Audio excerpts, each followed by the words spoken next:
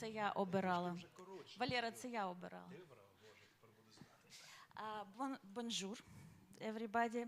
Hello. So we start our first meeting of Media Committee of French Chamber of Commerce. Unfortunately, part of our chamber is currently in Paris. So we say them hello through our online version.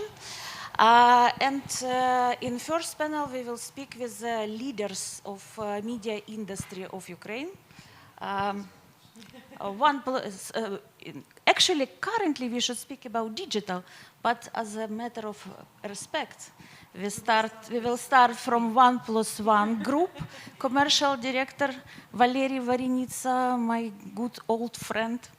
And then it will be Sevgil Musaeva, editor of one of the oldest and respected Ukrainian Pravda internet site. But first, we will call to Member of Parliament, Evgenia Kravchuk. Yes. Actually, Evgenia was expected to be in Paris, but she's not there, but she will speak online. So we will have her nice picture soon, I hope. And Zhenya will be connected to us by WhatsApp. Zhenya? Yes, I can hear you. Hello? Yes, Bonsoir. please. I don't know what it's... je parle français, but for long conversations I prefer English. So I'll speak English. Yes, please, Zhenya, start and tell us what your committee, Evgenia is the head, I guess, Committee of Information, Deputy Head of International Information and Policy Committee. So please tell us what's new in legislation and in your plans about legislation. Yes, so our committee, the full name is the Committee on Humanitarian and Informational Policy, and I'm actually chair of the subcommittee on informational policy. We have been working a lot on media legislation.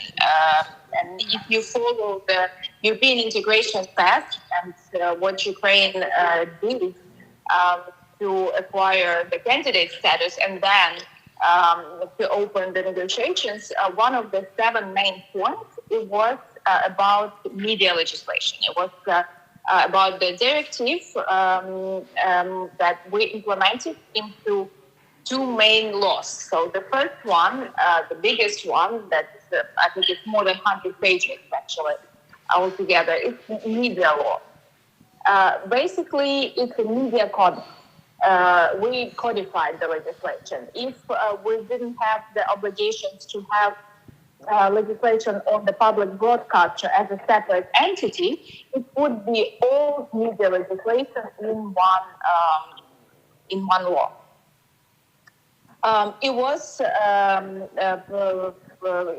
We passed it in 2022, the late 2022, and it went into force in March 2023. So actually now we mark 1 year when the media law works. And we'll have few meetings, roundtables, together with Council of Europe and our partners from Internews about how it actually works. And if we see some problems or some, things that we need to clarify, we'll be ready to put some amendments, for example, and vote for them in the Parliament. And it also, actually, it's not just the media law, but also the new legislation on advertising. I think it's even more relevant for you in the association because it's also the new legislation on do's and don'ts are taken from the European practices. We have some concerns from media in this part about the advertisement, how to mark, some articles, whatever. So we will also have these roundtables and receive the inquiry from the industry on what we can work more. So I would suggest if you have any ideas or what could be amended in the media law or in the legislation on advertisement, please, Tatiana can share my contact, my email, my WhatsApp, and we'll be happy to, to get your input. Also, in our plans of our committee is to review the legislation on the outdoor advertising, because we didn't really touch it, but still it has to be reviewed, and the rules have to be clear. Some of the cities, big cities, they set their own, I would say, rules, like Kyiv, in Kharkiv, Odessa. There are good practices, so not that good practices. So we would just want to have all the legislation for all the outdoors in all cities as basic, I would say, basic standards. Another thing that I wanted to touch and that I'm working on is the disinformation campaigns. And actually, we see in our community, but also in the bodies that are in the government or in the Security Council, that France is also one of the main targets from Russia for propaganda and disinformation campaigns. Already it was out in I think it was France 24 that made a big article about this doppelgangers, so the websites that look like Le Parisien, Le Figaro, Le Monde, but they actually are fake. And Russians put their fake news in French, so audience in France, read it and think that it's, from local media. And actually, this year, I think it will be even more relevant because it's the year of big elections, the elections to European Parliament, then even other national elections. So I think we should think more about the fight with disinformation, and we'll be discussing together with another committee on the freedom of speech how to fight disinformation campaigns, but also we do not want to lower any standards on the freedom of speech.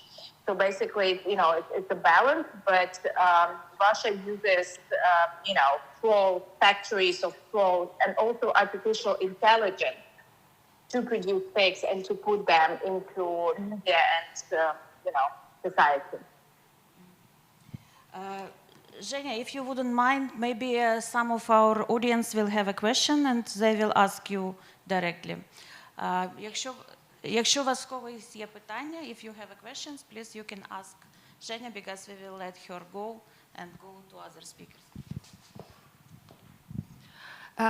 Thank you, Evgenia, for this very useful information. My name is Yanina Olkhovskaya. I'm from Ukrsibbank, and I have questions regarding of your last part of your speech regarding of artificial intelligence. Artificial intelligence today is very popular. Do you plan to include something in new law regarding of text from artificial intelligence or visualizations, etc.? And also I'm part of the Parliamentary Assembly of Council of Europe. Council of Europe is the organization, international organization that actually sets standards in different fields. And Council of Europe actually is working on new convention on artificial intelligence, so to set these basic standards. And another thing is a very, I think, important one is how to work with metaverse. So this other world which is expanding, because there are huge gaps if how you deal with both metaverse and how you deal with artificial intelligence. So we, at the on the one side, we're waiting for Council of Europe to give these basic standards, but because basically it's their job. But also we do think about how to at least to address this issue for separate, very sensitive topics. For example, in the European Union, I saw that there were some treaties or like deals with even social media and big tech giants about how the artificial intelligence in election campaigns, because it's very sensitive. It can influence big audiences. So far, there are no legislation in Ukrainian parliament about it, but I definitely think that we should address it. And also, a part of it will go not just to our committee, but to the committee on the digitalization, even more than in our committee, because our committee basically deals with content in media and in media sphere. Дякую. У кого ще питання? Somebody else want to ask Женя something? It was Maud request. We should do our presentation in English. Maud is listening us. Окей. Женя, дякую тобі дуже. Сподіваємося, наступного разу побачитися тут особисто вже. Все, пока. So, the next speaker will be Валерій Варенitsa, Commercial Director of 1+1 Group. Валера, if you can do it in English, please. By Ukraine. It's more comfortable. What's going on TV market currently? Growing, dramatically growing.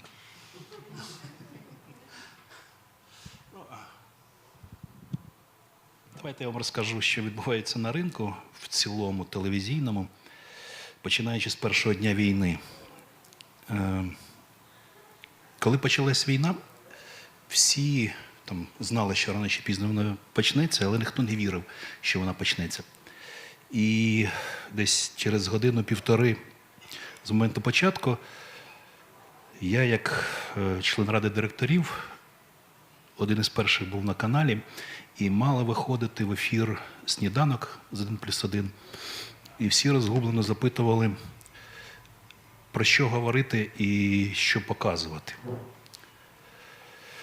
І тоді ми вирішили, що єдиним джерелом інформації було на той момент діджитал, у вигляді телеграм-каналів, тому що на той момент телеграм-канали максимально швидко реагували на те, що відбувається. І it's my own view. І ми почали працювати з колес, не маючи жодної там інформації ні від держави, ні від кого, що відбувається навколо. І коли почався перший авіаційний удар по Києву, ми спустилися в бомбосховище, і через півгодини біля мене стояв наш воєнний кореспондент. Йому почали дзвонити з південного напрямку і запитувати, чи невже вже Київ здали. Саша запитав, там уже в 5-го чи 6-го, хто дзвонив, а звідки таке відчуття, що Київ здали. Він каже, ми дивимося новини на 1+1, і у вас йдуть повтори. Бо ми спустилися, вся випускаюча група спустилася в підземелля, в паркінг наш підземний. І я тоді Юлі Жмакіній, нашому випускаючому редактору, кажу, Юль, дивись, всіма правдами, неправдами маємо піднятися і знову виходити в ефір, бо якщо військові дзвонять з передової і запитують, чи Київ ще не здали, то це вже є ознакою того, що ми стали якимось барометром того, що відбувається в країні. По обіді більшість каналів не змогли виходити далі в ефір. перші подзвонили з ТРК Україна, запитали, чи можуть взяти наш сигнал. Десь після 4-ї подзвонили Starlight, запитали, чи можуть брати наш сигнал. І вийшло так, що наша телегрупа була єдиною, хто перші два дні разом з телеканалом «Рада» взагалі щось показував. Там на 3-й день у нас вже було 3 студії, з яких ми могли там тримати цю інформаційну оборону. Я все це до чого, що телебачення в той момент було для людей, не дивлячись на всі інші джерела інформації, було якимось таким певним розумінням, що відбувається насправді в країні. І пам'ятаю цю першу нашу розмову, ще коли я був по дорозі в офіс, мені дзвонять сніданок, каже, а що ми робимо з рекламою? Я кажу, ну знімаємо, що ми, а як ми пояснимо рекламодавцям, що ми зняли рекламу? Я кажу, ну так війна почалась, якось пояснимо. Вони кажуть, а нам все одно треба паузи для того, щоб камера могла переключатися, тому що там Марічка Падалка трималась належним чином, честь її хвала. Інші ведучі трошки розгубилися, і там перші 2 години було дуже важко. Я кажу, ну тоді залишайте рекламу, що робити? Вони кажуть, а що ми робимо з плюс-плюс? Я кажу, ну давайте хоч там мультики залишимо, бо діти хоч щось мають дивитися. Якщо ми все заповнимо новинами, то не буде якоїсь там можливості хоч переключитися. І так вийшло, що лише в перші дні війни єдиний контент, який був доступний, це був лише дитячий контент. Все інше було те, як є. Але на Великдень, дивлячись на все це, ми відновили навіть продажі реклами. Ми відновили продажі реклами, і перших 5 чи 6 рекламодавців зайшли з досить такими, на той час для нас серйозними бюджетами, коли ви починаєте з нуля. І потроху почалось певне відновлення, і рік ми закінчили там мінус не 100%, мінус 90% до 2021 року. Тобто ті, хто в радянські часи вчився, таких тут небагато, напевно, пан Юрій лише, він пам'ятає, що вчивши історію, нам завжди казали, що в Радянського Союзу вони там в 73-му чи в 72-му році вийшли на об'єм економічного розвитку Росії 13-го року. І тобто в нас, як в галузі, з'явився свій 13-й рік, це 21-й рік, до якого ми зараз міряємося. Цей рік ми десь закінчимо там мінус 40-45%. Сподіваємось, наступний рік ми повернемося до розміру ринку, який був довоєнним. Все це важко дається, тому що тут Женя виступала як представник держави, розказувала і про новий закон про рекламу, який прийняли згідно того плану входу в Євросоюз, який ми підписали. Але треба розуміти, що держава під час війни стала дуже серйозним гравцем на ринку телевізійному. Тобто єдиний марафон, куди кожна з телегруп віддала найбільший свій канал, грубо кажучи, ми втратили там свої маркетингові переваги перед ринком. Тому що там з нашої групи канал 1+1 відійшов марафон, там, з групи Starlight, SCTV, з групи Інтер, ТРК вже закрилась, нема вже України. Але галузь віддала найбільші канали в марафон, і це закривши власні новини. Новини для телебачення були таким якорним продуктом.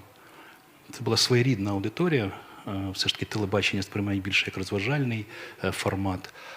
І ще до війни ми там втратили свої там якісь лідируючі позиції як носія інформації. Тобто діджитал вже й тоді був значно впливовішим в інформаційному полі, чим телебачення. Але все ж таки це був якийсь якірний продукт, який приводив нам аудиторію, яка потім залишалася на розважальному контенті. Зараз жоден з великих каналів не має інформаційного мовлення.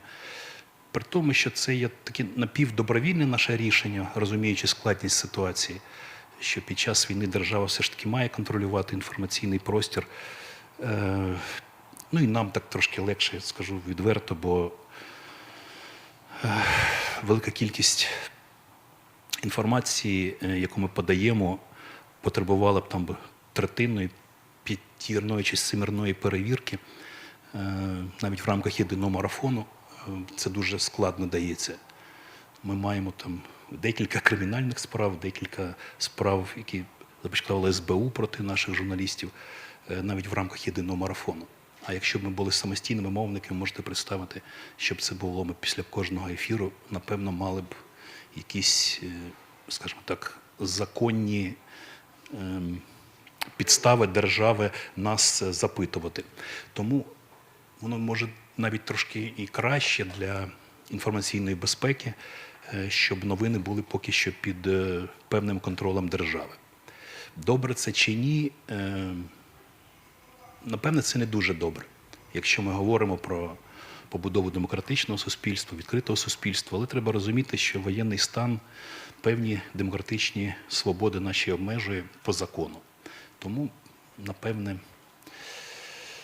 хоч це не дуже й добре, але це так має бути. Що стосується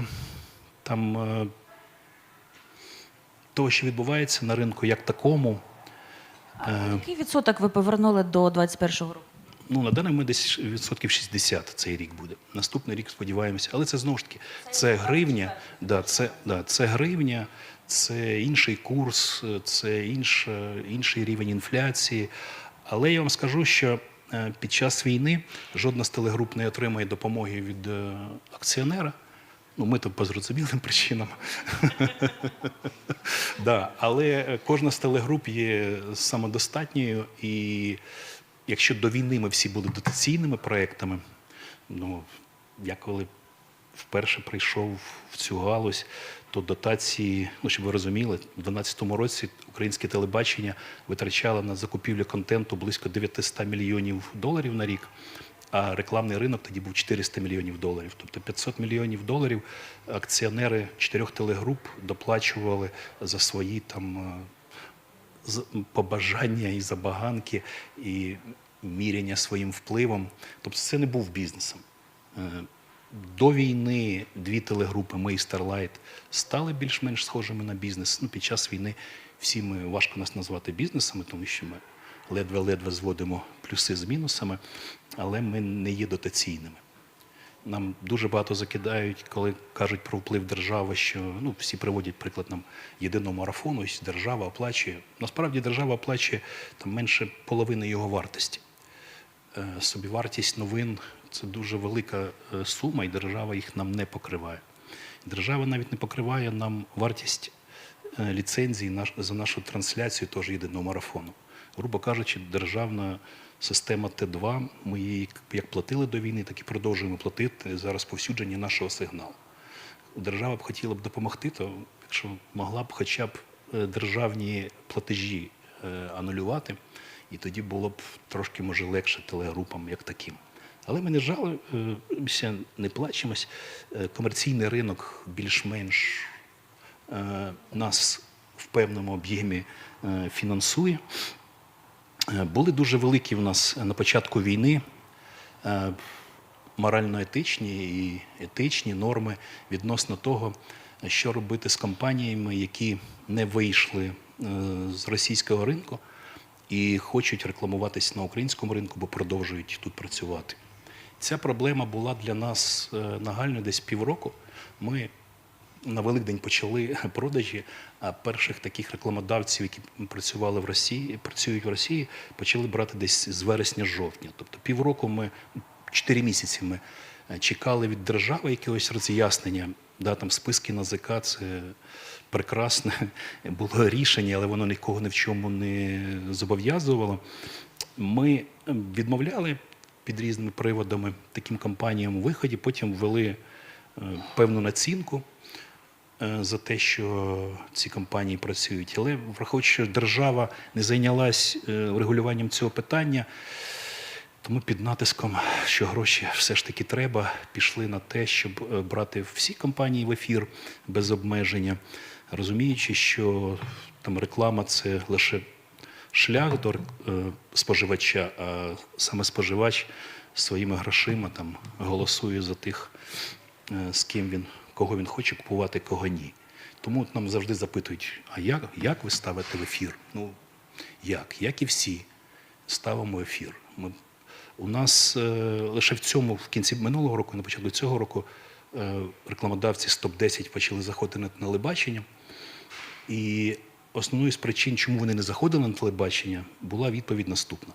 Що ми боїмося соціального розголосу і соціального хейту, якщо наша реклама буде в телеефірі.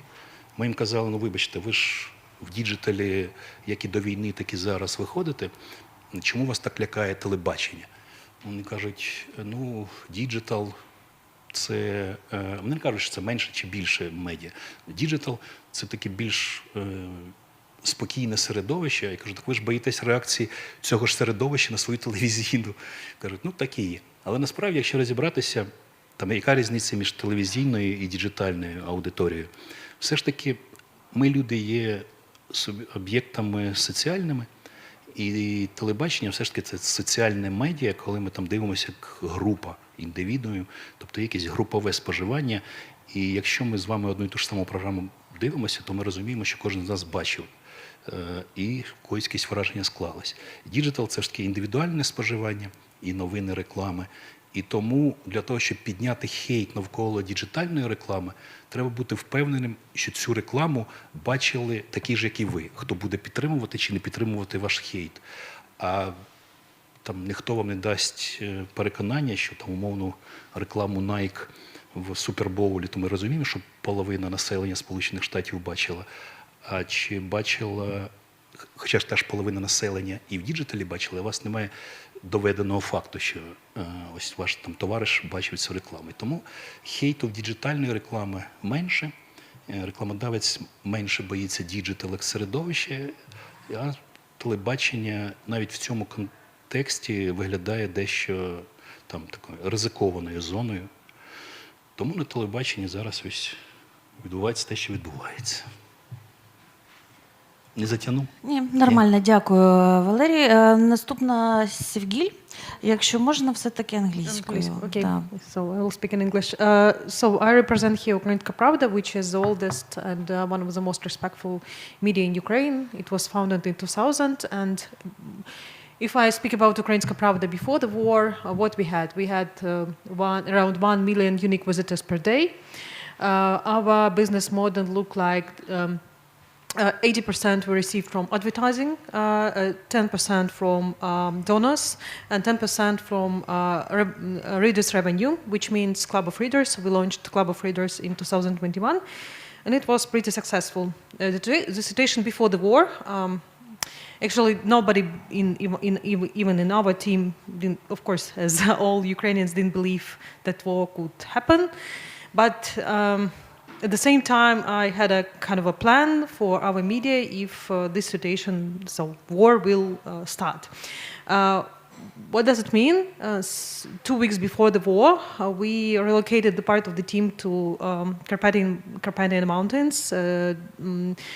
7 people from news department. Why it was important?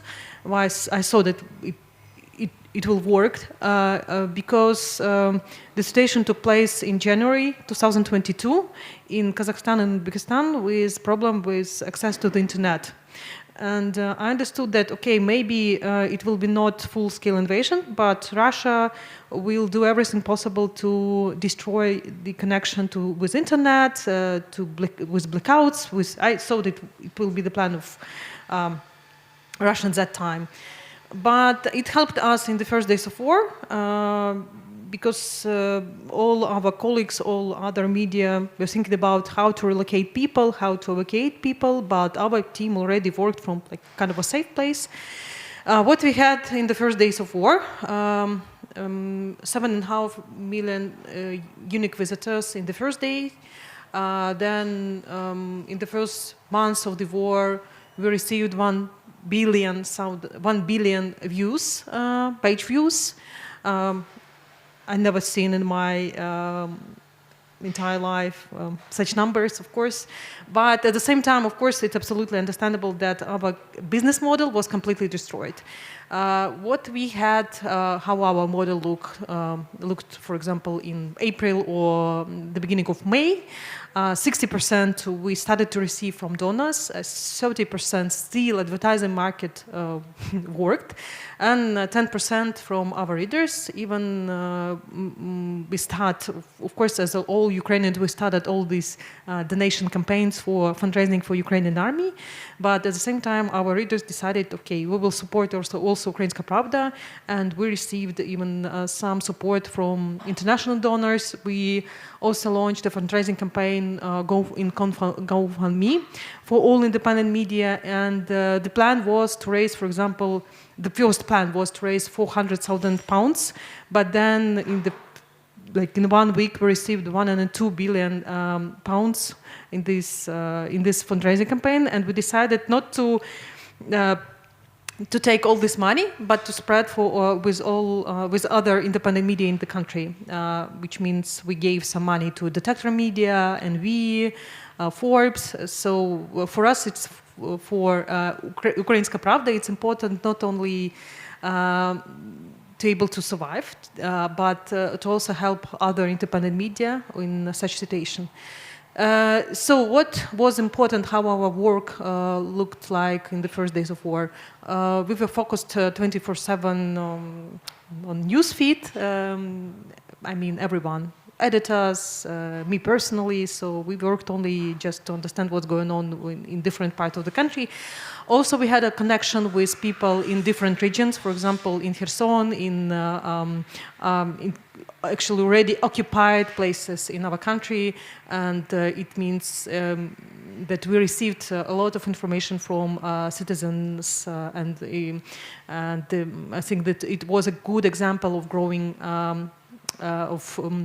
civilian journalism as well, journalism among civilians. And we still actually have this connection with these people in occupied territories, and for us it's important as for independent media because we don't have an access to this territory, but still able to understand what's going on in these occupied territories. But then in a few days after, we understood that probably we can do something more, and we started to pay attention what's going on with Russian assets. We found all Russian assets in different countries. It was a series with the name Russian Sheep, Go Fuck Yourself, etc. But we gathered and published this information. Why it's important, why I'm telling you that, because for example, when we published the first list of all Russian yachts, we received a call from one of the ambassadors of French, actually it was off the record, but okay, now we can tell that. So we received a call and he asked, could you please translate it to English language? Of course, we can, like in 1 hour, all this list of yachts and like ships was translated to English. We sent it to ambassador, and then like in few days, all these yachts and assets were arrested. Also, we found some assets of Russian oligarchs in different countries, and from these stories started our also very popular series among Ukrainians, Battalion Monaco. We filmed Ukrainians, VIP refugees and corrupted guys in different capitals. We understood that, okay, investigative journalism is not here anymore, but we can do it in different parts of the world, and we followed Ukrainians, I mean, in different countries. So, yeah, it was really stressful in the first months of war, but the average audience of Ukrainska Pravda was around like 3 to 4 million unique visitors per day. It's not here anymore because absolutely right that the consuming news, the consuming by Telegram channels is growing. I mean, anonymous Telegram channels, and I'm not a fan. I'm actually a person against like all anonymous Telegram. I will make a presentation about social networks. Yeah. Yes. But at the same time, we still have like 1.5 to 2 million unique visitors per day. But at the same time, thanks to, because we have a united marathon now, people are jumping to YouTube, and now YouTube is also growing. We'll have probably this week 1 million subscribers in our YouTube, and it also helped to improve our advertising revenues from the year. Also, in the first day of war, we started our English version, which succeed. And actually, for example, in some months, we received 40% of our revenue from English version, which we started voluntarily in March 2022, or like the end of February 2022. For example, last August, we received more than 40% of our revenue from English version, because it's absolutely understandable that the advertising is a little bit high. Also, we use different platforms to spread our news. I mean, MSN,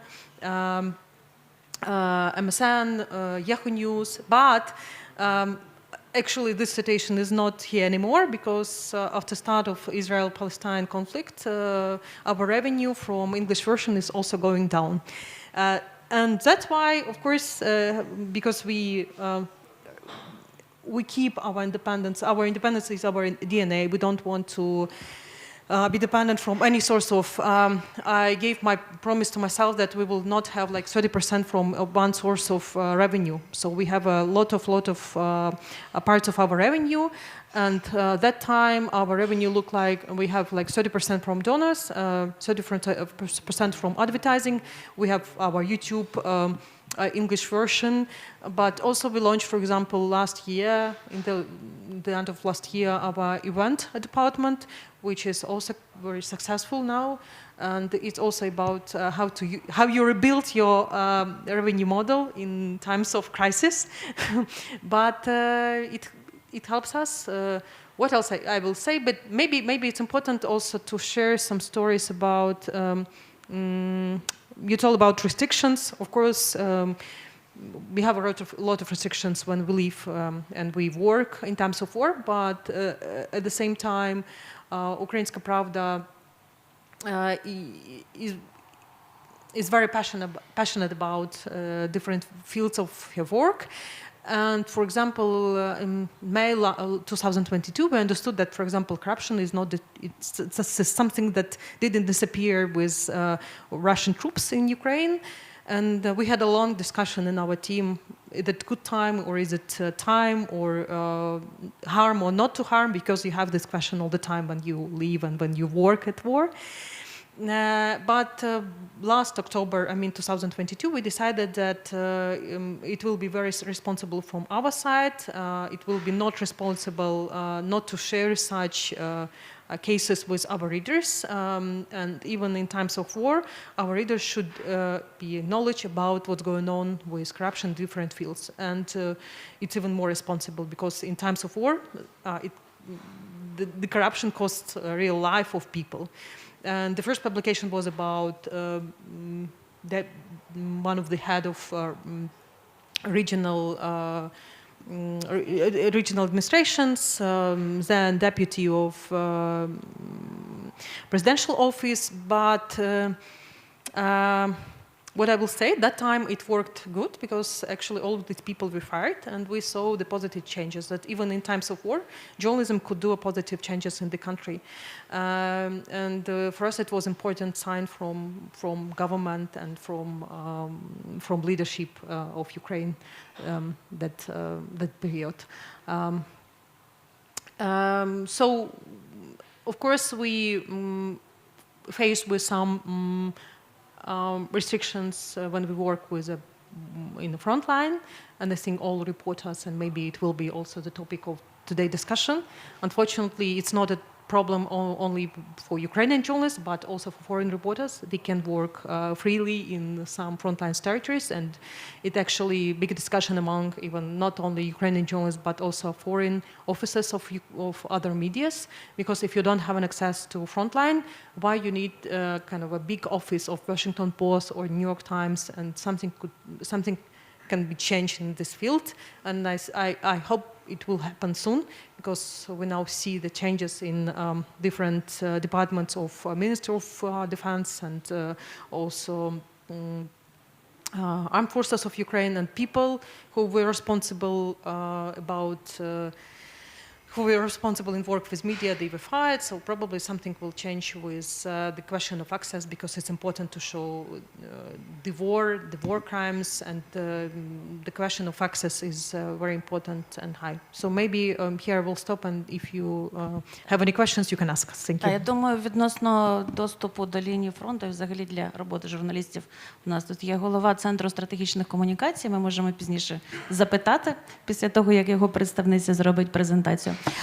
But anyway, if you have any question to our two big giants of media market, please feel free to ask. Підійдіть, будь ласка. Візьміть мікрофон. Мене звати Андрій Грудиський, я з української редакції РФА, Радіо Франц Інтернаціонале.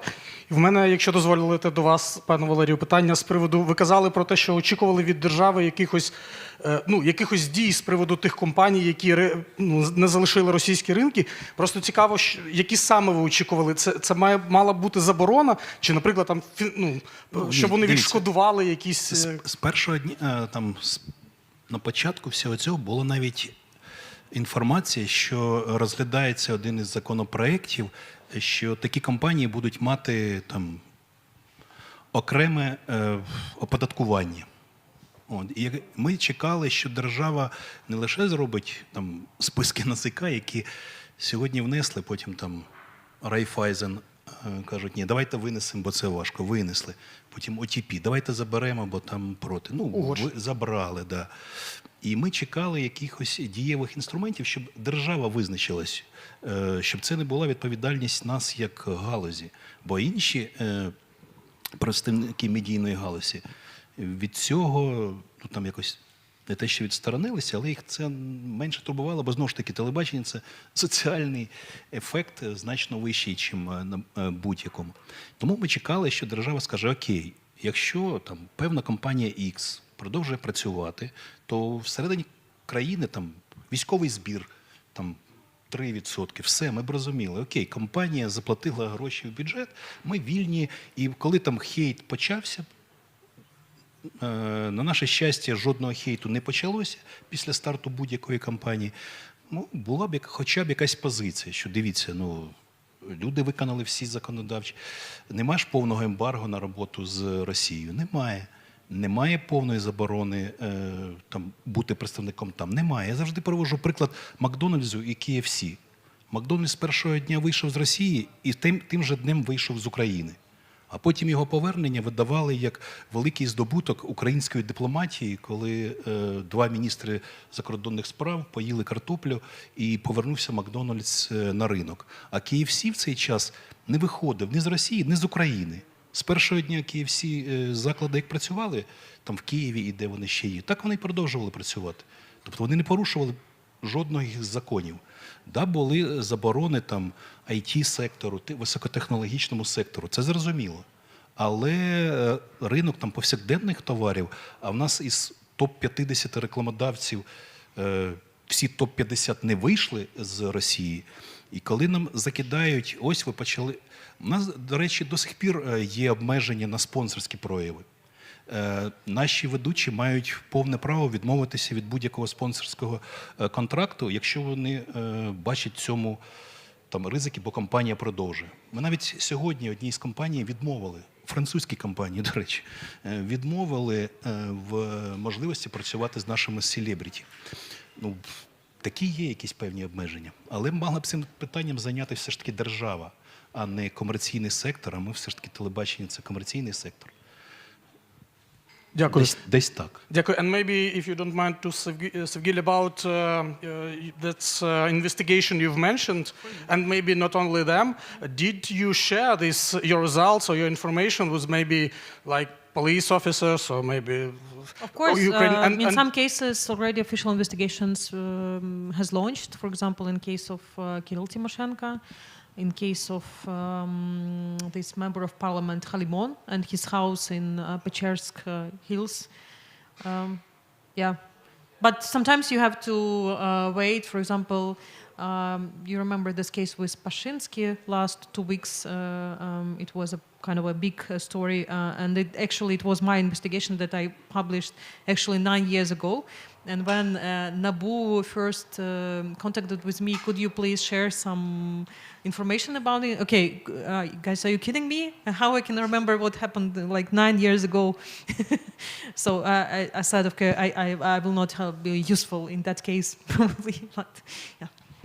What about investigation in Poland of Mikhail Tkach recently? Did you share with their, I don't know, security service or national police?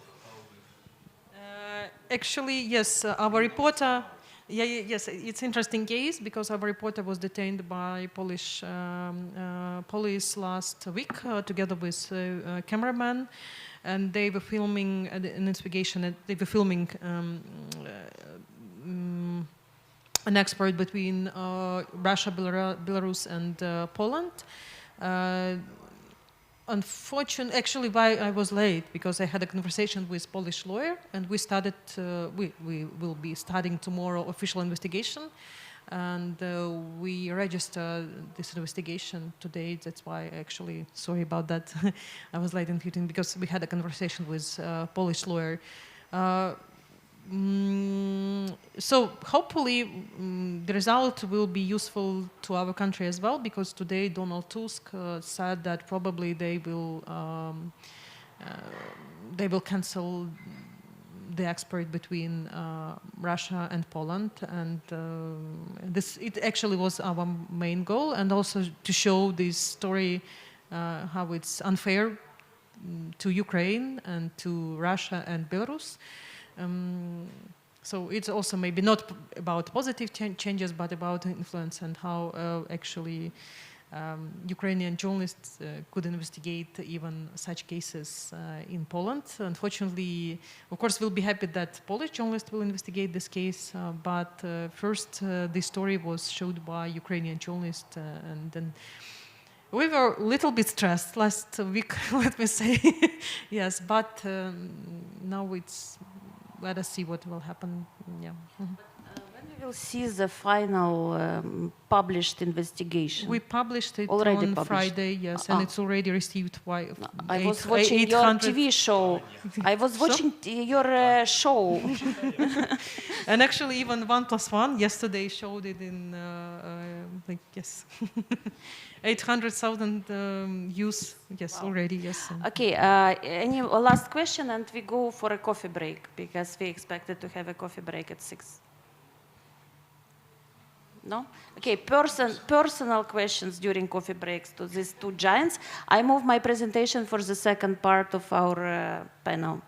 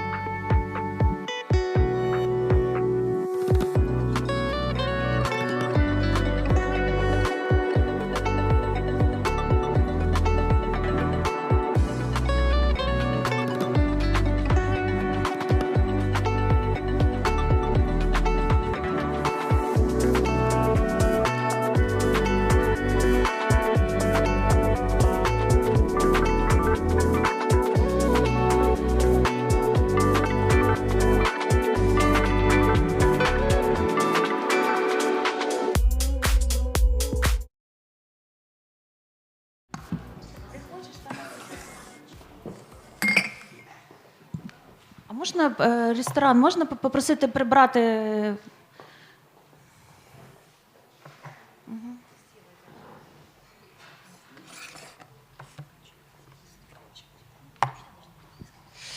Yes, unfortunately we should speak English. Мод.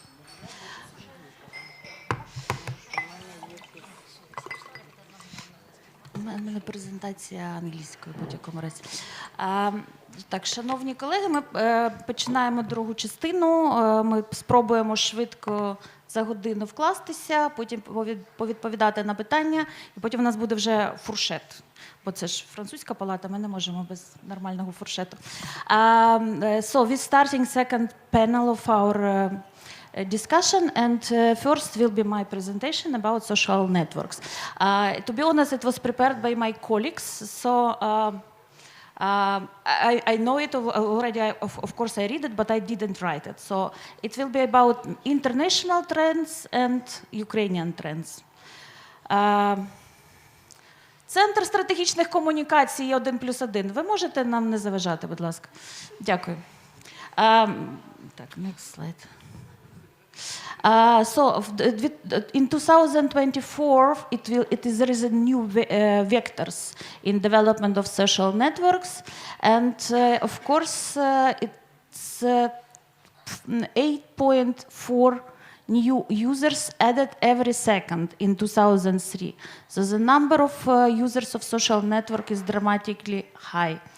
As you can see, it's already even peak number of TV viewers is less than number of users of social networks worldwide. A number of $1 billion is also growing in the social networks worldwide, not only in Ukraine.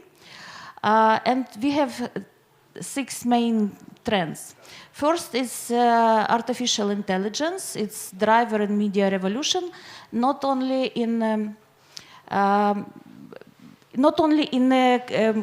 calculating or making statistics, but also in creating, I would say.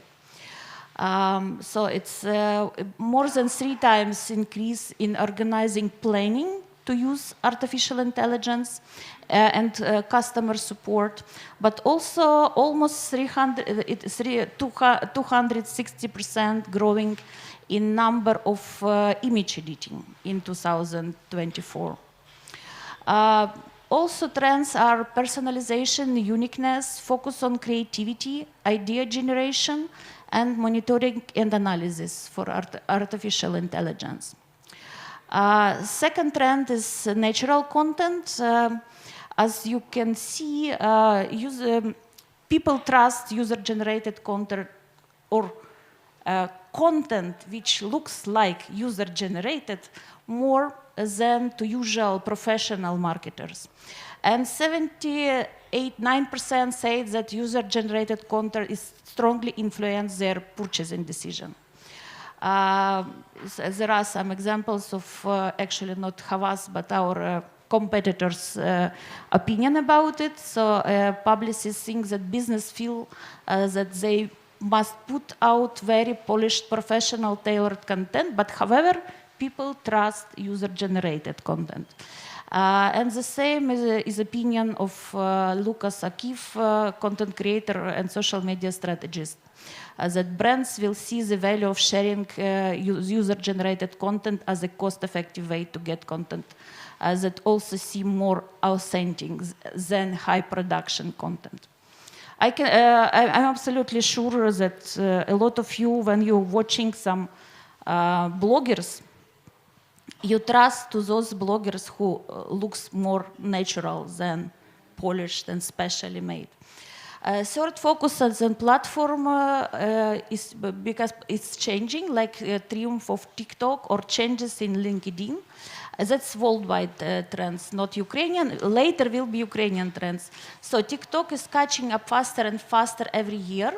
And LinkedIn became an important tool for connecting companies and industry professionals.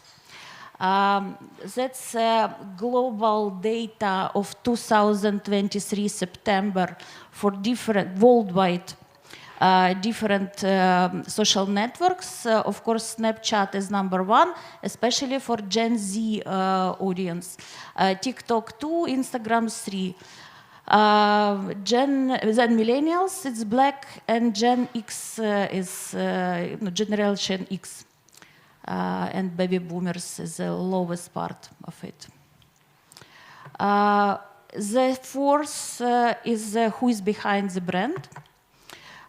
So social media managers now prioritize content over the number of followers. Storytelling is, of course, important, and it's important who is behind the brand. Even if you are, I don't know, general manager of a company, it's important in social networks you personally speak about your company or your company plans. It's make people trust to your services or to your product. Number 5 is social networks and is a new search engine. I don't know if you check it, but really sometimes it's, especially if you're looking for content for social network, some special content in social networks, it's easier to search it inside the social network, not going to Google or to other search engine. So Generation Z consumers are more likely to turn the sites like Instagram or TikTok than Google, 40%, and 72% bought the products after seeing it on TikTok, which is also interesting. So it means that the brand should optimize content to close customer request. Number 6, it's time to speak up for your business. The global shift towards sustainable development is transforming consumer behavior, and consumers are more engaged with business and demonstrate the active social response. 79% of people who know a brand is socially responsible are likely to trust it more. So it's actually about social responsibility. 48% would rather recommend a brand with sociality responsibility than without it. And 84 indicates that a poor environmental experience of a brand would put them off buying. So creating content about your social responsibility helps to build brand trust. About Ukraine, only 5 slides, just to understand how it looks like. We made a comparison, of course, with TV, Valera. So the blue number is digital, internet, social network, and yellow is TV. And in the left corner is joint consuming of both media. So as we can see, it's less and less number of people who use the same two media in the same time, which is interesting for me because I thought it will grow, but it's not. So from 52% to only 21%. Of course, it depends, I think in Ukraine especially, it's such a big shift between 21 and 22, it's because of war and because of Единый Marathon. Because people move to watch news, to internet, to digital, to YouTube, to social networks. Next slide. Oh, sorry. I'm responsible for next slide. So it's actually,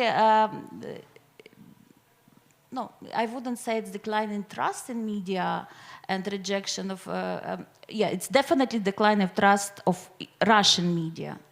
But still, we see that social networks now is the leader. TV is number 1 in terms of reach. And internet without social media is number 2. Number 3. Radio and print media, sorry, we don't have data for digital. Maybe you will share with us. 8% use Russian social media in 2023, which is, I think, the lowest number which we had during previous years. And this is specifics of individual social, using of individual social networks. So it's 23 against 22. 22 is blue, 23 is yellow. We see growth in Instagram, almost 10%. Growth of Viber, 4%. Facebook, 6%. Instagram, 4%. YouTube, actually, even declining. No, yeah, declining by 2%. TikTok grows, of course, for 2%, and WhatsApp for 2%. and using social media to get news. It's again Telegram, it's again Facebook, YouTube, Viber, and Instagram. So first was for communication, when you communicate with somebody. I don't understand how people communicate through YouTube with each other, but okay. This is declining in 2002 comparing to 2001 in different types of social marketing activities, I would say. So influential marketing dropped down for 60%, SMM 53%, and SEO 10% growth, actually. That's all. Questions, I think after all of us will finish. Maria, you're the next. Можна презентацію? Дякую. So, hello everyone. It is my pleasure to be with you today, and I am representing the Center for Strategic Communication Informational Security under the Ministry of Culture and Informational Policy. And considering that the time is limited, but I'm sure that it would be so many questions regarding countering disinformation on the state level and regarding building strategic communication. I think I will present you just the brief information about our center, and after our official part, me and the head of our center, Igor Solovay, who is also presented here, we would be happy to answer all of your questions. So a short story about Center for Strategic Communication, Informational Security, and a couple of words about myself. I am a head of Stratcom department and Department of Analysis and Monitoring at the center. And our center is quite a young organization. Exactly in months, we will be celebrating a 3 years anniversary.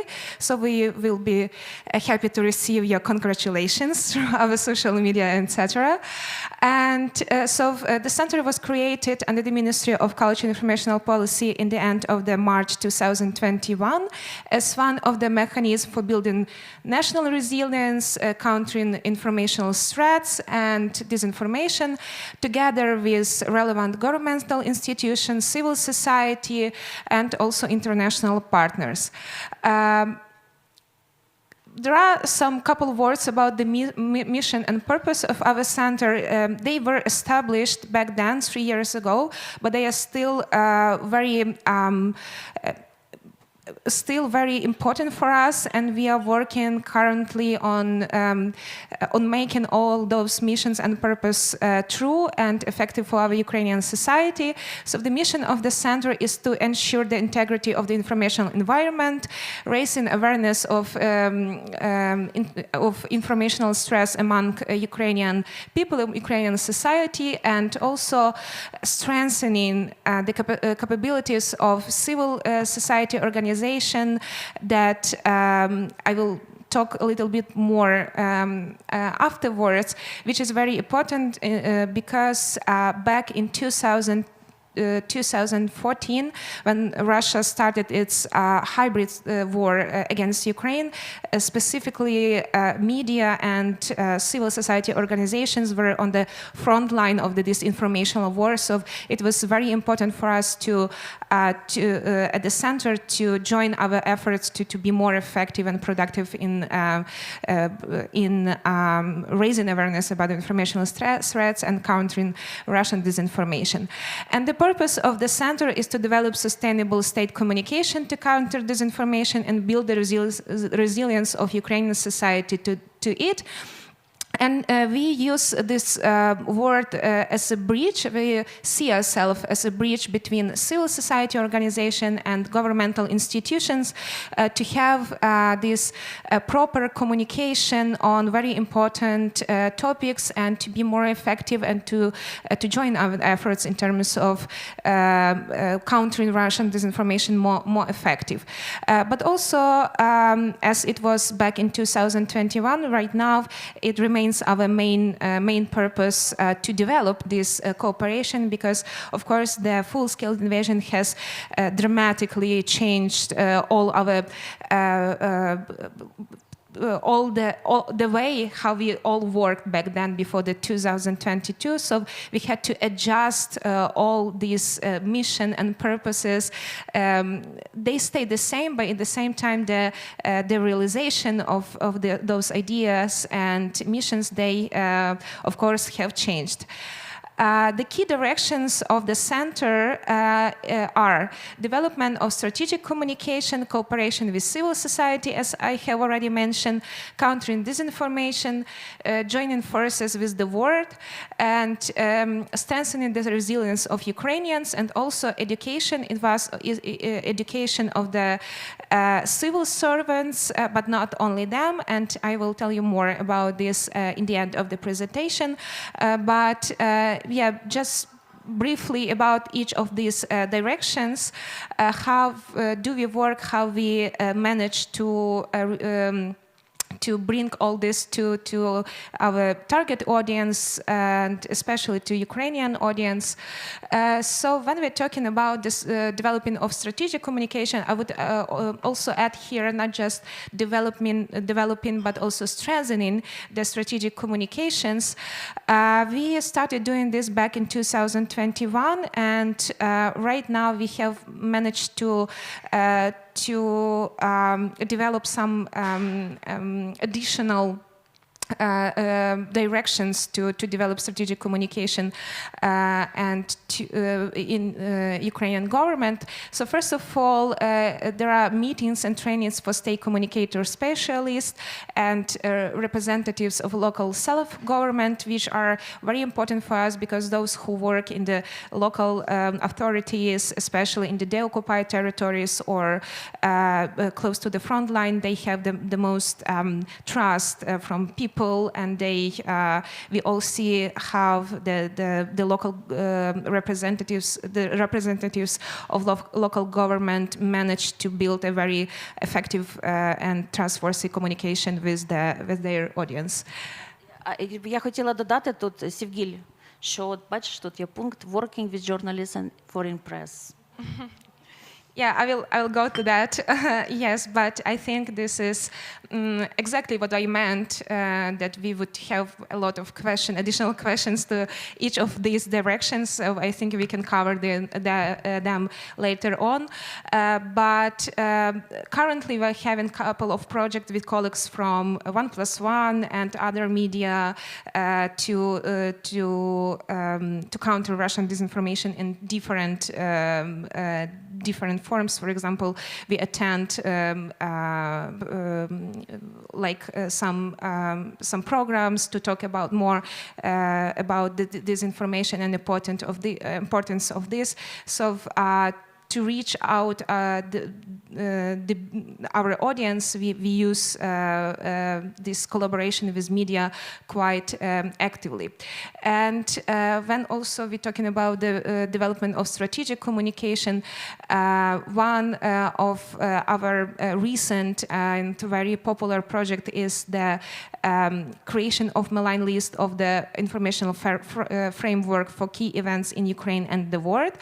And also the next one, this is a message box that we are prepare on the daily basis, which is one of the tools to build one voice policy, not just among governmental institutions, but also with the civil society organizations. So we prepare and distribute key narratives on a daily basis on the current important events regarding Ukraine and worldwide. And we also share them with the huge list of governmental institutions, journalists, civil society organizations, and it allows us to remain within this informational agenda and acting in line with the state policy. And the target audience of these narratives, this message box, we call them, is a communication specialist of ministers, law enforcement agency, press services, experts, lobbyists of Ukraine abroad, and journalists. So if you not still receive them, please contact us and we'll be happy to share with you as well. When we're talking about the countering disinformation, there are a couple of directions that where we are working regarding countering Russian disinformation. Myself, as I mentioned, I am head of the monitoring and analysis department. So we obviously monitor Russian disinformation on a daily basis, basically 24/7, and still it's not enough to catch everything that they are spreading. And Tatiana mentioned the trends of the social media, and it's really like overlaps with the trends of Russian disinformation.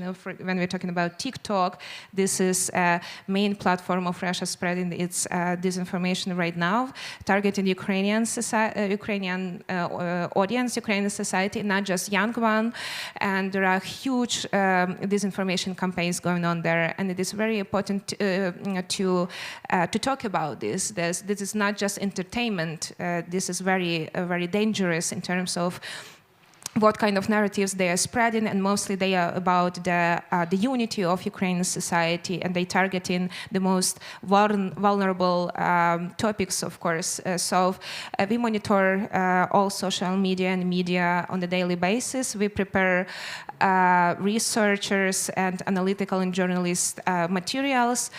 We also prepare from the very beginning of full-scale invasion digest of Russian propaganda, and just recently we published a book, and Igor has this book about it's a book that that includes this digest of Russian propaganda for each day from March 2022, and this is kind of the material for not just for history but also for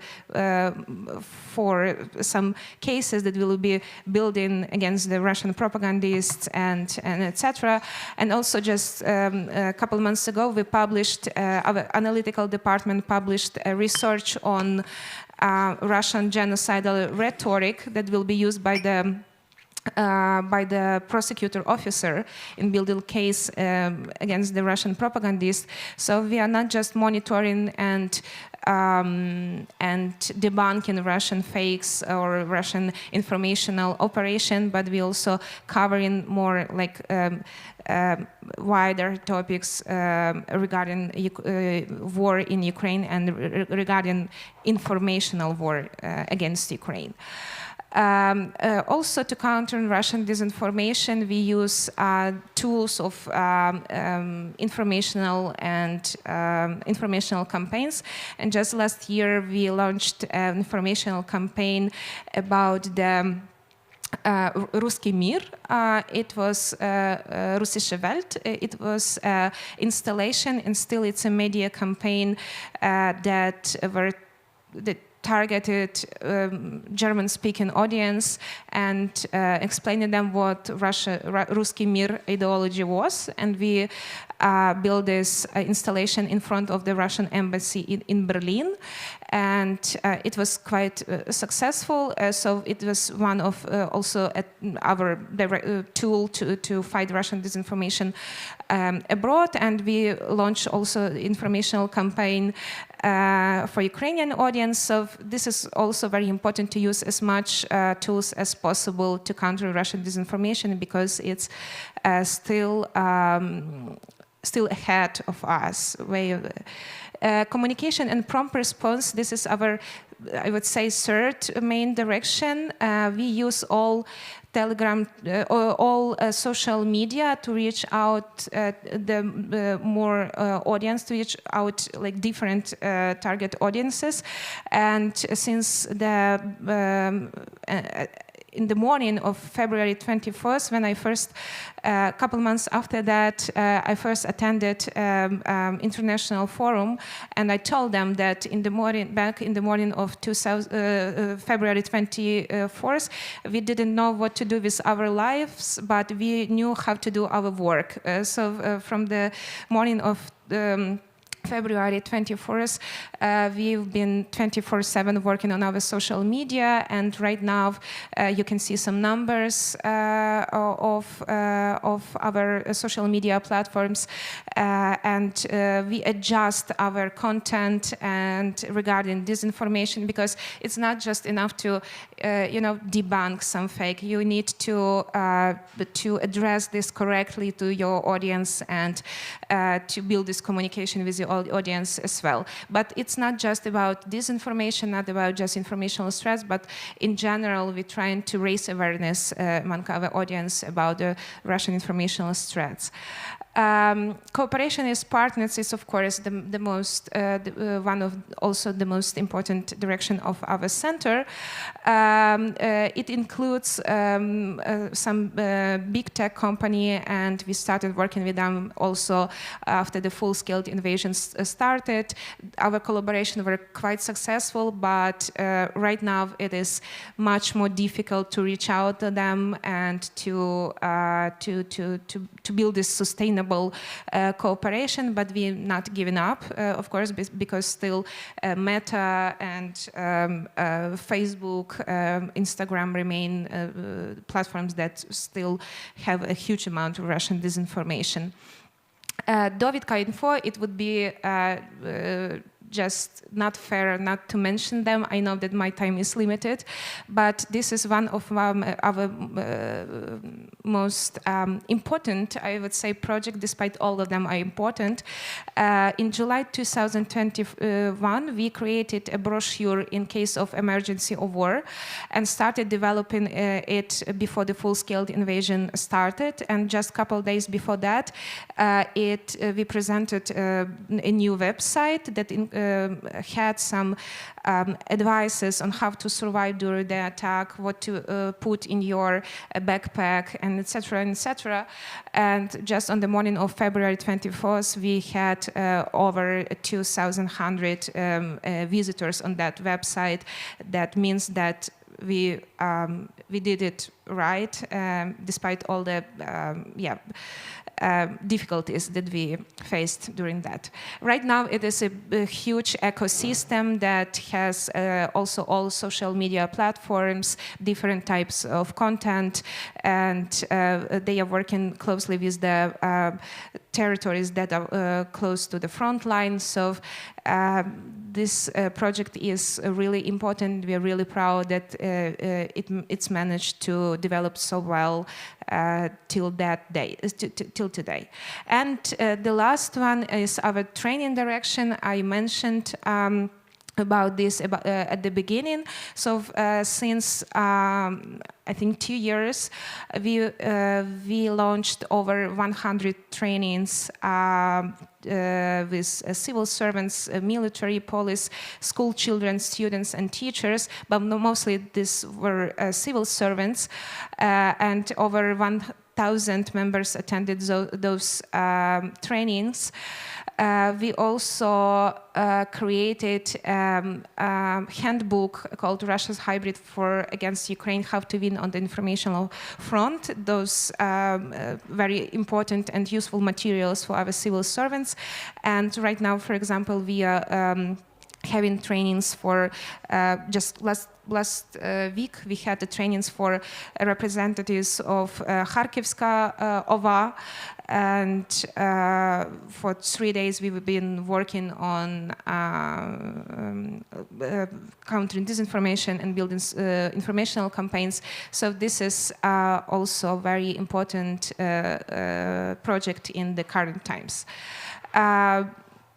Sorry for probably such a rush, but I will be very, very happy to answer all of your questions after the panel. Thank you so much. Питання всі в кінці можемо поставити, ну і потім на фуршеті можна особисто буде поставити питання. Лена Безхлєбна, бікборд GC Deco, членкиня нашої палати, про основні тренди в зовнішній рекламі. Доброго вечора всім. А можна, будь ласка, презентація. Я буду користуватися I will use my notation because I wanted to be more laconic, and so I'd like to introduce you briefly the current situation on the outdoor market, and I would like to say a little bit about trends in our media. Так, у меня тут... Oops. According to all Ukrainian advertising coalition data, outdoor share has not been changed dramatically compared to the pre-war period, and now outdoor is 20% of the market regarding billboards, and 15% including transport, and transport is the main user in transport in metro.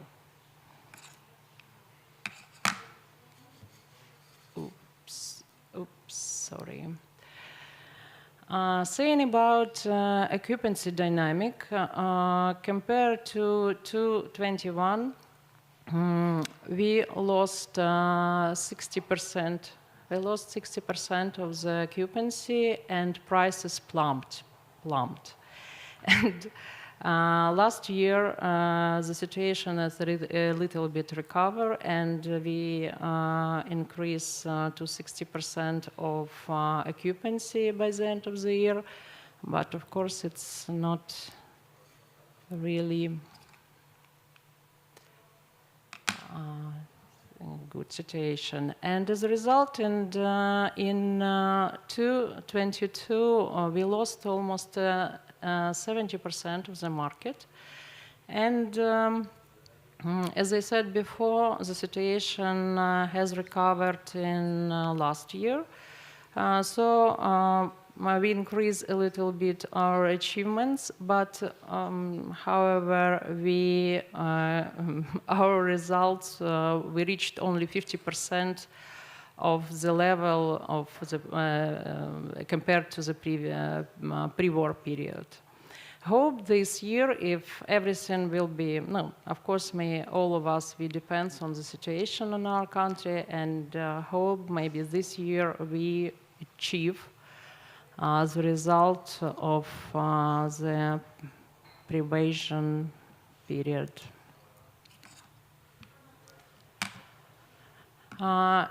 As about market structure, outdoor is not a consolidated market. The top 6 operators hold only 35% of the market, whereas 65% is distributed among more than 500 players, and they in different cities. But recently, we have a trend towards a greater consolidation through acquisition. Prime and Megapolis joined last year, and Big Word, our company, with RTM, announced this year the major sales through BMA platform. And more details about BMA platforms I provide later. Speaking about structure of advertisers, we can note that the retail sector is lead with 35%, and this sector has been leading for last 10 years. Also, social advertising increased, of course, and we understand that we have to significantly support for all social program, for volunteers, for army, for funds. And the third main segment, entertainment, I could say that includes almost mostly casinos and gambling. It's a strange situation, but it's happened.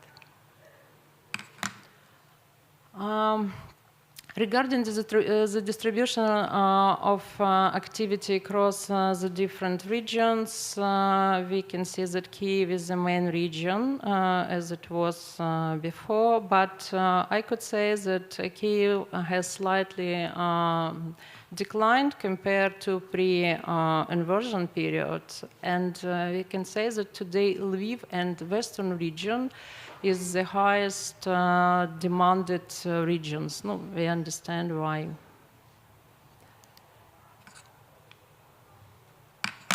And I should point out that in some cities close to the front line, servicing is impossible for obvious reason, and sometimes it's really very dangerous for life.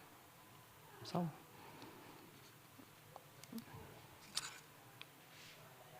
And also I would like to say a few words about trends in outdoor. And firstly, to speak about tendency coming from municipalities, they're providing the new outdoor concept. And since 2019, the municipalities try to reduce and organizing outdoor advertising in cities. And I could say that Kyiv was a pioneer in this process. And as a result of this concept, the amount of construction was reduced by 70% in Kyiv. And Kyiv was divided in 4 zones with limitation of billboards area. And yellow one is the zone 0 zone, where we have no construction at all. And also, I would like to say that the Western regions is going to implement the same concept this year.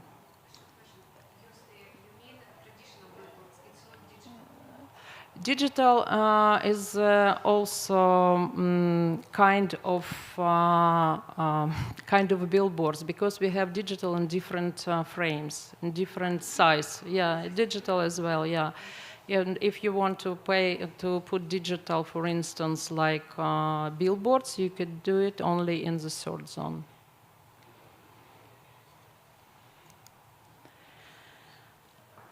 So after concept, it's not possible to build coverage using only one format, because maybe you remember, some of us remember the situation when everyone client wants to buy only billboards 3x6, but now it's not a good idea really. And if we say about share of main formats in outdoor, 3x6 is still large, have a still large largest share. But I would like to say about digital, because in the last 5 years, the digital became very popular, and many clients want to buy digital, of course. And even though, as you see, digital in quantity has only 2% of share, it format contributes to 20–40% of revenue for some operators. So it's really very, very expensive format. And also I would like to say about the trends which we have to provide in our industry, because we understand that now it's time to look for a more effective solution. And for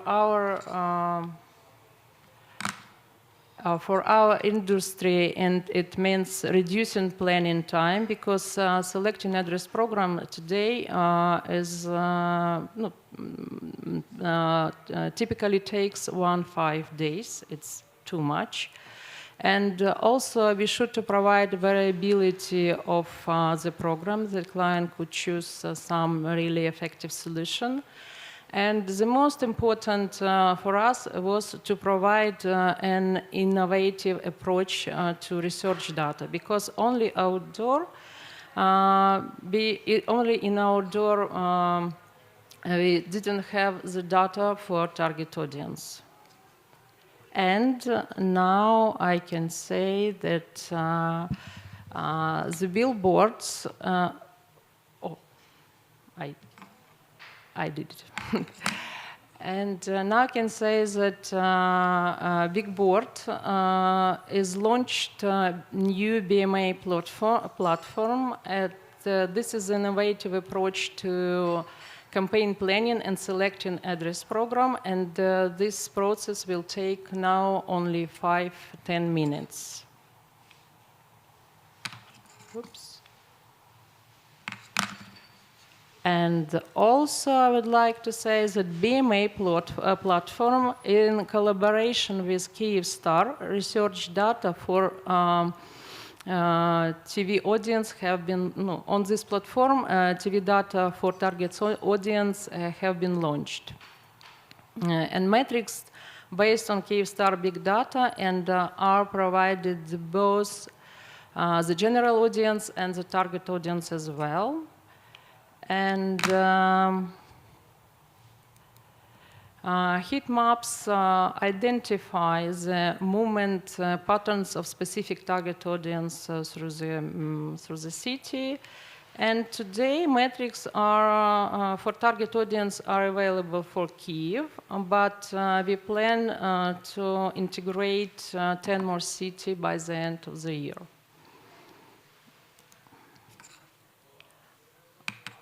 The target audience is defined by such parameters as gender, age, and income.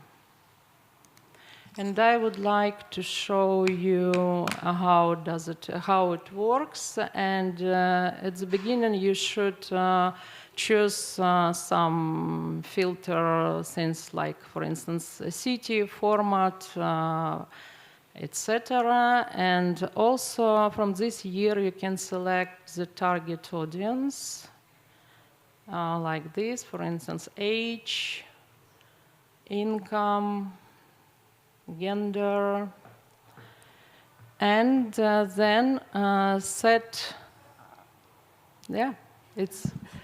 Me and Valerie, we were before together in media industry, and it really looks like what we wanted 10 years ago, 20 years ago. Yeah. It was impossible. And now you should set the goal, for instance, 70% of reach, and voila, you have 3 variants of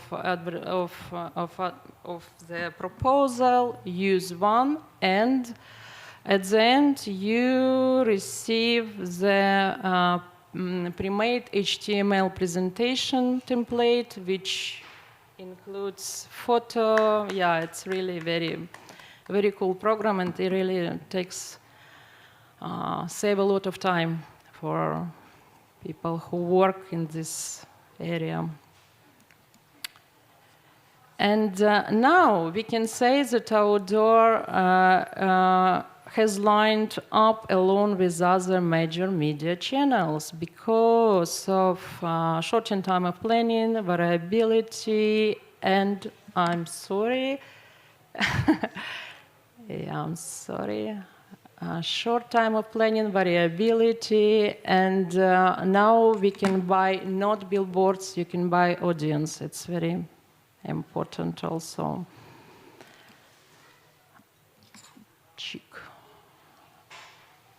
And platform capacity, platform includes 30,000 faces of different types in 60 cities, and we represented 30 operators.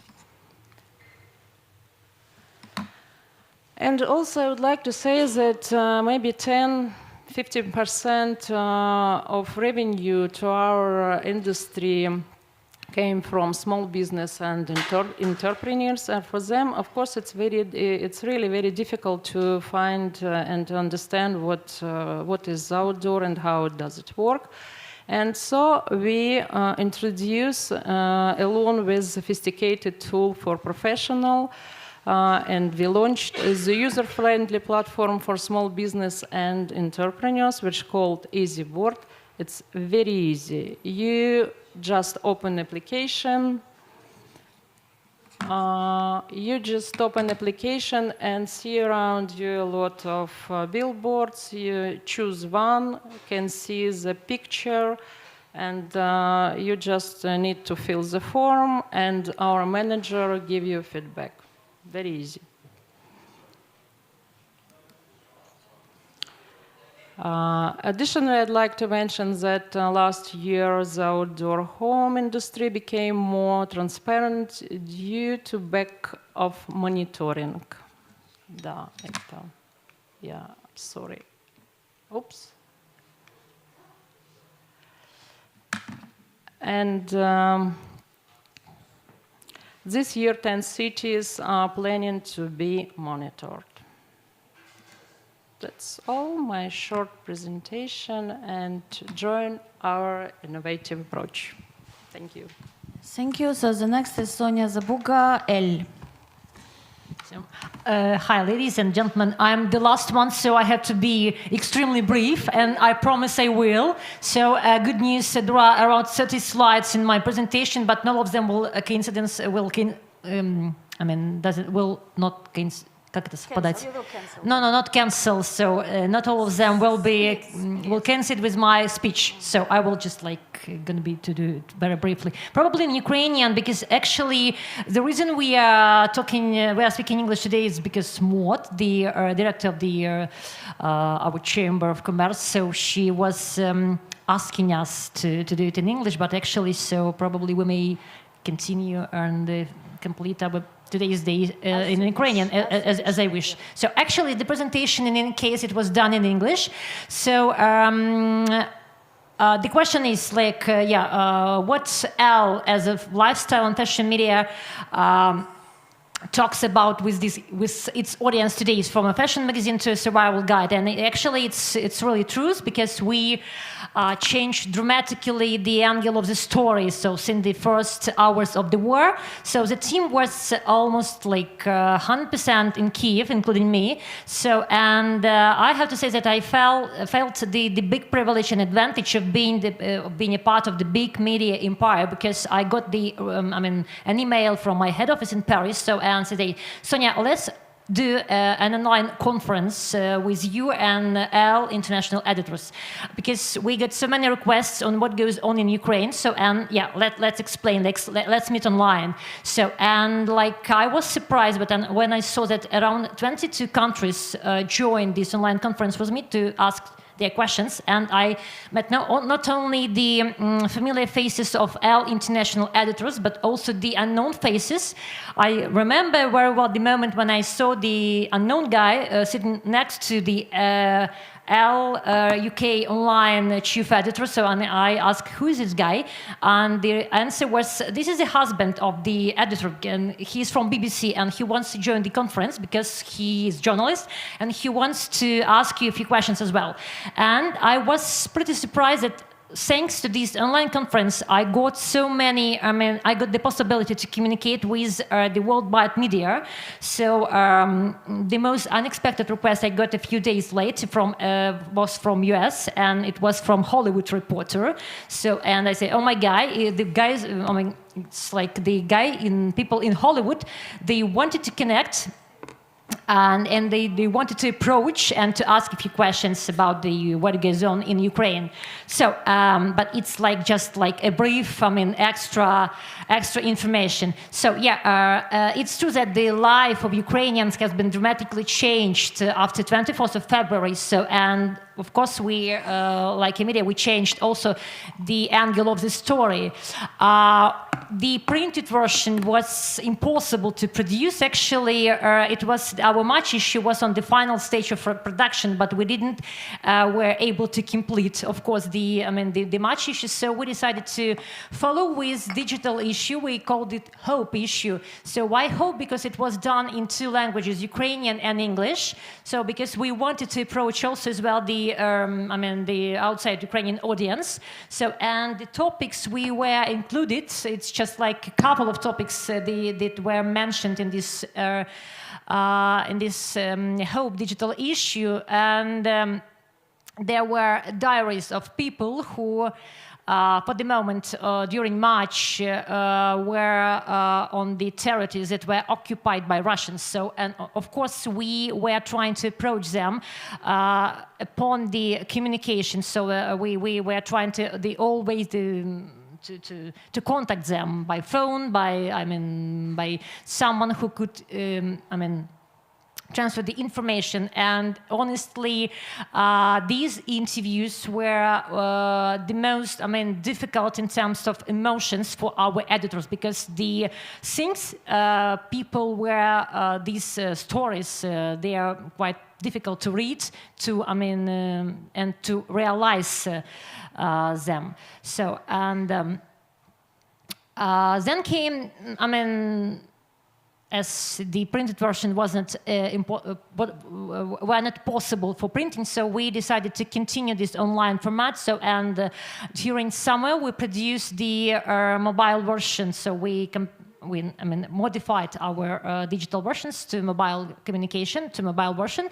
So with some possibility to do this version as much as possible and accessible for people, for audience who can reach it during the mobile phone. And actually we did the big and splendid interview with Sergei Nusaeva. So because actually we wanted to approach the editor-in-chief of the big media empire here in Ukraine, just like to ask some details on how they managed to to communicate such media empire in Ukraine during the first months of the war. So, and we were deeply impressed by the interviews of Sevgil. There were also Vitaly Sich from NV and the Inga Vishnevska from We Are Ukraine Media that was launched during the war since the 24th of February. So actually it was like a small experiment, but actually we liked a lot of this format of communication.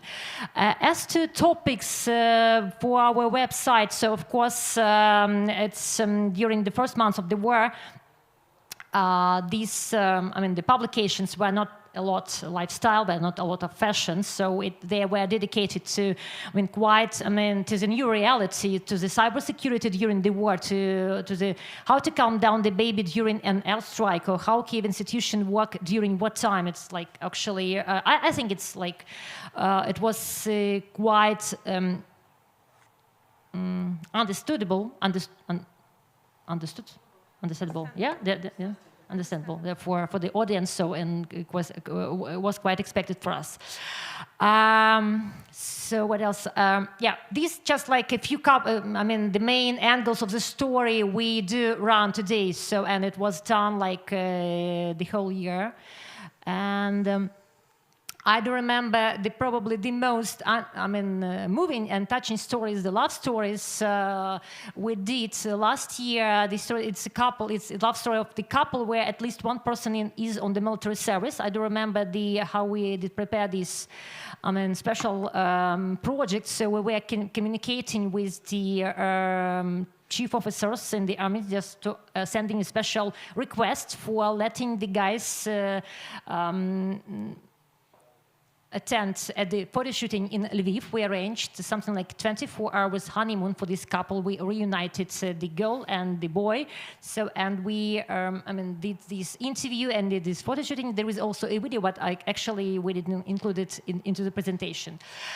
So these actually there is also place for inspiration, and we introduced some lifestyle topics as well, of course, during last year. But actually, it's not like today's most exclusive moment.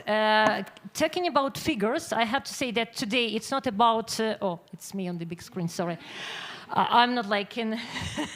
So, and we're not talking about profits. We are talking about just being able to pay salaries, because we have around 40 people in our team. So, and we manage to pay salaries, and which is good news. So we also increased our portfolio, and since December of the 2023, we relaunched Harper's Bazaar online version in Ukraine. So, and we are going to relaunch Cosmopolitan online webpage as well within 1 month. till the end of the March. So, and we launched even one more project in Poland. It's like another story, another country, and I'm not sure we are not going to talk about it today. So, but in case we are trying to be as much active as we do, so we arrange a lot of offline activities as well. So, and tomorrow we are going to hold the big ceremony, Women of Impact, and we will honor the social responsibility of Ukrainians.